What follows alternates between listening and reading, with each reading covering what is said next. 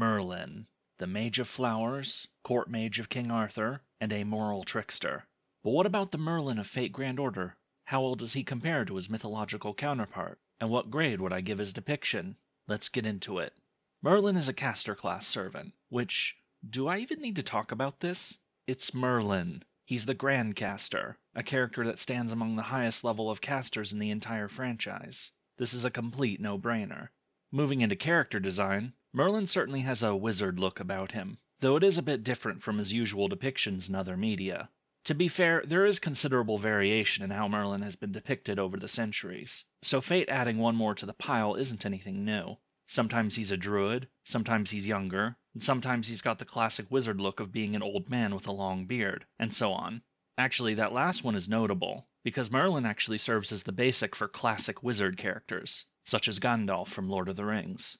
Anyway, going through his ascension forms, very little actually changes between them. A hood here, some extra ribbons added there. As far as changes between different ascensions goes, Merlin has some of the least among all FGO servants, but at least it's still in character. But one thing that sticks out in Merlin's design, title, and skills are the flowers. He is called the Mage of Flowers in story. Lots of his spells use flowers, and there are even real flowers named after him. Specifically flowers that are a mix of different types, an allusion to Merlin's nature as a Cambion. But when it comes to flowers and his actual magic, not so much. The magic he uses does vary depending upon the source, but typically Merlin uses things like shape-shifting, illusion, peering into the future, and even elemental magics like throwing fireballs. But try as I might, I haven't found any other depiction of Merlin with such a close link to flowers. This was particularly frustrating, because while there are many flowers named after Merlin, trying to figure out why they are named after him aside from it seeming like a cool name has gotten me nowhere. Eventually I just gave up because I needed to get this video finished, and my head was starting to hurt from slamming it against this wall over and over. If anyone has some insight or information about this, please let me know. But until presented with proof to the contrary, I can only assume that this whole Mage of Flowers business is an invention of the designers. As a whole, Merlin's design does give the impression of a mystical being who specializes in magic. He may not be quite like other depictions of the character, but the spirit of Merlin is at least there. That of a supremely skilled magic user who stands apart from all others. Also that he's a smug prick, but we'll look into that later. Getting into his skill set, Merlin's first skill is Dreamlike Charisma, giving an attack buff for 3 turns and a 20% MP charge to all allies. This is an enhanced charisma skill, which is a little weird to see on Merlin. While he certainly serves as a guide or mentor in both FGO and Myth, he isn't really much of a leader. If anything, Merlin has a tendency to put people off rather than inspire them. The dream part of this does make more sense though. Merlin, as we already know from Fate, is half incubus, and this remains the case in almost all versions of Merlin in Myth. An incubus is a kind of demon that attacks people in their sleep, either directly or through their dreams. Since such attacks tend to be sexual in nature, half-incubi children are not unheard of, with Merlin actually being both the first and the most famous one in European literature. Since Merlin gets his powers from his incubus side, and he is known to meddle with dreams, I guess this skill can work. I'm still a bit mixed on it. Merlin's second skill is Illusion, granting invincibility and increased star drop rate for all allies for a turn, as well as decreasing crit chance for all enemies for 3 turns. Now, I've already mentioned that Merlin is a very talented mage, and one of his specialties is creating illusions. It plays a central role in the story of King Arthur, which I will go into detail about later. That Merlin would employ trickery and illusion as part of his skill set is very much on point. There is no question that this fits Merlin's lore.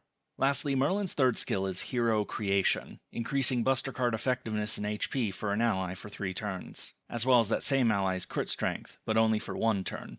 This skill is meant to represent Merlin's ability to create a hero, or to serve as a kingmaker. The obvious example is King Arthur, who probably would not have even been born if it wasn't for Merlin, so his hero creation in that case is both figurative and literal. More on that later.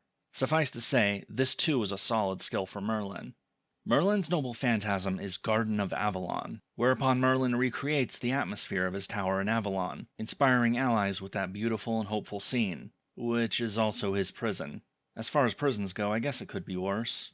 This MP gives all allies a slew of buffs all lasting 5 turns, HP regen per turn, MP regen per turn, and critical stars per turn, with the amount depending upon overcharge. Now, Merlin using his magic to support allies in their battles is itself not strange. He did it in Arthurian legend too. But when it comes to Avalon, which is not only mentioned in the MP name, but is specifically where Merlin is supposed to be imprisoned in the Fate franchise, this isn't from previous myths about Merlin. I'll get into the circumstances of Merlin's imprisonment later on in this video, but Merlin wasn't imprisoned in Avalon, nor does he have any connection to the place. Funnily enough, the one character from Arthurian legend who does have a clear link to Avalon is Morgan. Merlin's student, lover, friend, enemy, it's complicated. Side note, it's also where Melusine grew up. While the idea of Merlin being imprisoned in Avalon is neat, it doesn't appear in the myths about Merlin, which kinda screws this MP up a bit when it comes to lore accuracy. Merlin's craft essence is the Furthest Tower, depicting the tower that Merlin is said to be imprisoned in. Now, I just talked about how Merlin doesn't actually have a real connection to Avalon, nor was he imprisoned there. However, that doesn't make the CE a complete bust. While the exact circumstances of Merlin's imprisonment vary a bit, one of them actually does involve him being locked up in a tower. Most of the others seal him up in a rock, cave, or something of that nature, but a tower is another option mentioned. Unfortunately, because the CE's text talks extensively about Avalon, that kinda makes this CE a fail due to what I already talked about with his MP. The text also talks about his decision to release Cathpelig, but let's hold off on that for a moment. Merlin's Valentine CE is Faux Coon Puppet, depicting a faux hand puppet. Merlin gives this to the protagonist as the gift, with a note in the description saying that he is considering selling this puppet as merchandise. Not a bad idea, to be honest. But since we are on the subject, let's talk about the relationship between Merlin and Faux, or rather the being known as Cathpelig. Cathpelig is a giant mythical cat that, like Merlin himself, originates in Welsh legends. This cat was a ferocious predator that was said to have killed as many as 180 warriors before meeting its match. Cathpelig is finally defeated by none other than King Arthur, though in one version King Arthur is actually killed by Cathpelig, specifically a French version, clearly having a laugh at the idea of a great English hero king being killed by a cat. Quite the fearsome critter, reminds me of one that a different King Arthur had to face. Now, while Merlin himself didn't actually face Cathpelig, the work that this battle took place in is literally named after him, the epic poem Merlin by Robert de Boron. How exactly Cathpelig ended up with Merlin and Fade is a bit unclear, but since Cathpelig is tied to King Arthur, I guess it isn't completely weird that he ended up with Merlin. I'll just let this one slide. Now into characterization and the myths surrounding Merlin, of which there are many. Merlin actually originates in a Welsh legend separate from King Arthur, where he starts out as more of a wild man or druid-like figure.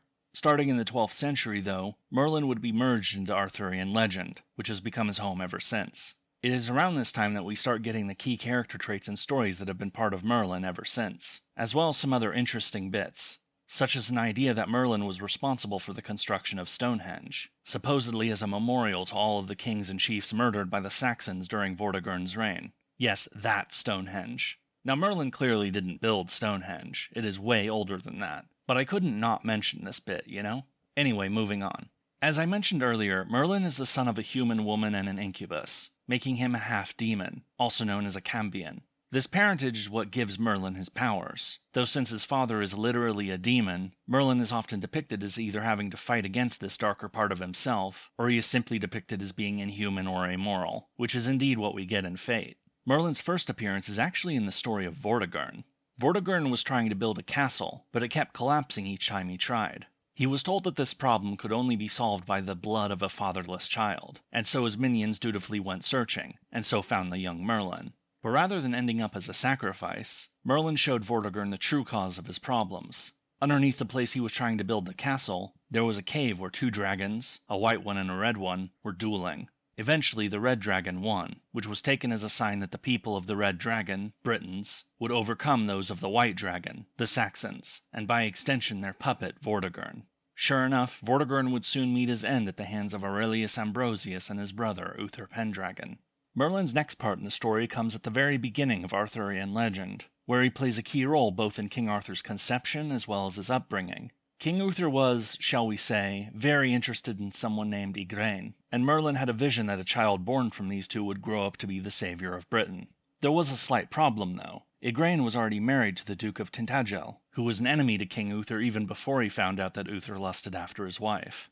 King Uther then had Merlin use his magic to disguise himself as the Duke so that he could visit Igraine, and so conceive the future King Arthur. Yeah, that's exactly what it sounds like. Igraine thought that she was seeing her husband, but it was actually King Uther. Meanwhile, her actual husband was killed in a battle that same evening. Now while King Uther and Igraine would end up marrying for real not long after this, the fact remains that Merlin was an accessory to a crime. Not cool. In exchange for his assistance, Merlin would take the child away when it was born to be raised by Sir Ector, with Merlin doing some of his own tutoring here and there. King Uther himself would actually die not too long after, leaving the kingdom in chaos.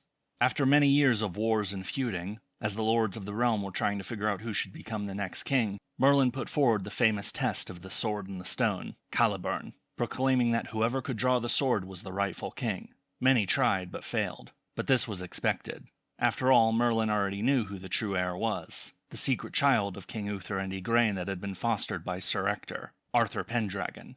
Sure enough, the young Arthur drew the sword, and from there on Merlin became Arthur's chief advisor, court mage, and teller of prophecies. One such prophecy was about Arthur's eventual downfall, leading to the May Day massacre which I discussed in my previous video on Mordred. Seriously, Merlin might seem to be serving a greater good, but he gets up to some really immoral stuff. However, Merlin's own downfall would come soon after.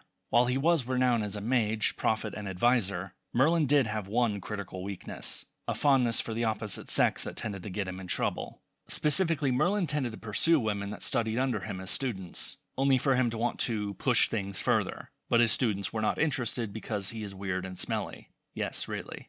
In the versions of Arthurian legend where she becomes Merlin's student, this is actually what turns Morgan against Merlin, not to mention the fact that Igraine, the woman who Uther assaulted with Merlin's help to conceive Arthur, is also Morgan's mother. But Merlin's continued interest in Morgan would lead to him allowing her to escape during her failed attempt to steal Excalibur, resulting in Morgan instead stealing and getting rid of the scabbard of Excalibur, ultimately leading to King Arthur's death many years later. But having not learned his lesson, Merlin would become infatuated with another student of his, Vivienne, who is sometimes also considered another aspect of Morgan. It's messy, okay? Anyway, once she gets tired of Merlin's attentions and having learned everything from him, Vivienne uses magic to seal Merlin away, imprisoning him for eternity. This actually happens really early in the legend. Merlin's chief role is in enabling Arthur's birth, his rise to become king, and acting as an advisor and prophet whose words would eventually prove true. All the stuff afterwards, all the quests, the introduction of knights like Gareth and Tristan, Mordred's rebellion and the fall of Camelot, Merlin missed all of that. So how does the story of Merlin compare to his counterpart in the Fate franchise? Well, it's pretty close, actually. His part in Arthur's conception is the same, though it is cleaned up to make it sound less nefarious than it was, and his role as an advisor and kingmaker are straight from the legend. There are a few notable changes, though. Merlin in Fate plays an indirect role in the conception of Mordred, having used his magic on Artoria as part of an attempt to create an heir with Guinevere, which Morgan took advantage of. Whereas in Arthurian legend, Arthur's affair with Morgause happened before Guinevere even enters the story. Also, Merlin was the one to tell Arthur, yeah, you just banged your half-sister. I bet that was a fun conversation.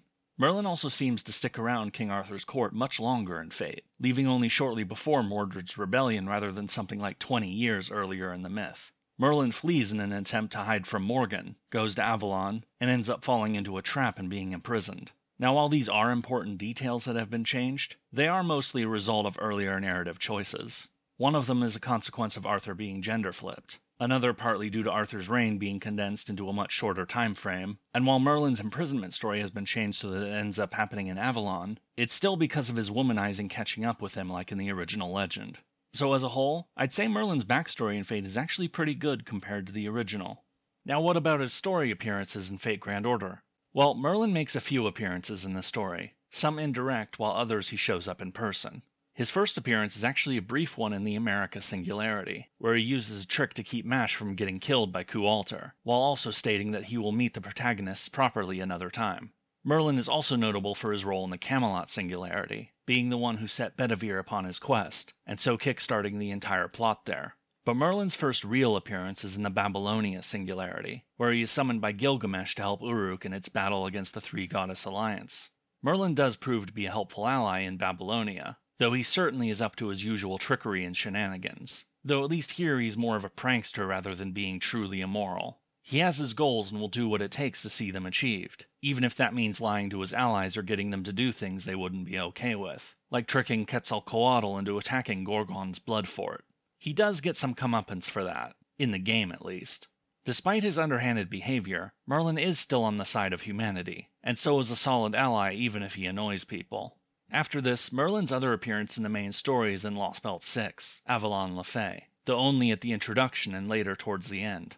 This does make sense though. Merlin only shows up after Morgan is out of the picture. Here Merlin bails Chaldea out of a hopeless situation, beckoning them to the Spirit Cave to visit him in Avalon to help Artoria Castor forge Excalibur, and then rewinding time to give them a chance against Cernunnos. His appearance may be brief, but Merlin fits well into his role as a mentor and guide, telling the true story of Fairy Britain's origins and enabling Chaldea's eventual victory. Merlin also pokes his head into events every once in a while, either to serve his normal role as an advisor or to just be a goof trying to pretend he is not actually Merlin, and failing to fool anybody. We also have him appearing in Fate Grand Carnival as the owner of that club, which does seem like the sort of place Merlin would want to go. And also, given his history, it would probably eventually lead to him getting killed by one of the many female servants in Chaldea, if John Alter hadn't burned the place down. As a whole, Merlin's characterization and backstory are pretty solid, with a few changes being made that don't really detract from the core of the character. And now for the verdict. What grade would I give Merlin's depiction in Fate Grand Order? Well, it's decent, but with some clear issues. His character design and skill set is mixed, with some clear links to the myth, some creative license, and some things that are flat out wrong. As for characterization, he certainly fits the bill as a powerful mage who is able to give good advice and assistance to his allies. Merlin is also shady, a troublemaker, and amoral, though less so in Fate than in the original. This is something we have seen before with characters like Nobunaga or Francis Drake, to have their more heinous actions toned down. I mean, if it was made clear in FGO that Merlin assisted in Uther's crime, would anybody like him? As far as I'm concerned, that's one act you can't ever justify. Not for prophecy, and certainly not for liberation. So the developers being opaque about that makes sense. This certainly won't be the last time we deal with this issue. History and myth alike are messy after all. But at least with Merlin, even if his most despicable acts are glossed over, his character remains the same. A supremely talented mage who, despite choosing to side with humanity in the greater good, remains amoral and notably inhuman. And so for a final grade, I'm going to give Merlin, the Mage of Flowers, a C-. If it was just up to his design and kit, that whole Mage of Flowers bit and having all those connections to Avalon, which the mythical Merlin didn't have, he would be barbecue worthy. It's characterization that saved him, which is a shame because the idea of roasting a popular character sounded fun, as would reading the comments about doing so. Alas, that will have to wait for another, more deserving target. And if you would like to learn more about a character who has been compared to Merlin, check out my video on Taigong Wang here. Until next time.